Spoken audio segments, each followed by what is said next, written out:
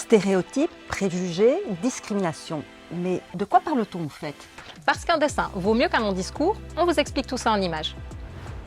Stéréotypes, préjugés ou encore discrimination, mieux les connaître, c'est pouvoir mieux les combattre. Mais quelle est la différence entre ces termes? Définition. Les stéréotypes, tout d'abord, c'est ce que je sais ou ce que je crois savoir. C'est une opinion toute faite, une caricature, une idée reçue d'un groupe. Les préjugés, c'est ce que j'éprouve. C'est une attitude négative envers des personnes basée sur un stéréotype. Et enfin, les discriminations, c'est ce que je fais. C'est un comportement négatif envers des personnes basé sur des préjugés.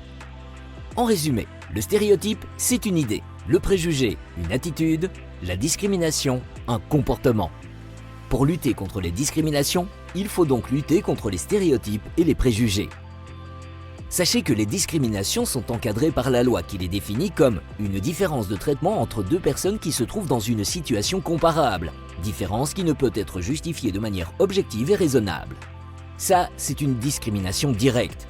Mais la discrimination peut aussi être indirecte, quand une disposition, un critère ou une pratique apparemment neutre a un résultat dommageable pour des personnes.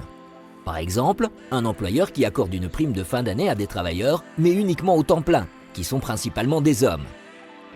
Sachez enfin qu'il existe 19 critères protégés par la législation anti-discrimination. La nationalité, la prétendue race, la couleur de peau, l'ascendance, l'origine nationale ou ethnique, l'âge, l'orientation sexuelle, le sexe ou le genre, les convictions religieuses, les convictions philosophiques ou politiques, le handicap, l'état civil, la naissance, l'état de santé actuel ou futur, une caractéristique physique ou génétique, l'origine sociale, la fortune, la langue et enfin la conviction syndicale. Des critères définis par la loi et que la CSC veille à faire respecter grâce à ses équipes syndicales en entreprise, mais également grâce aux permanents diversité.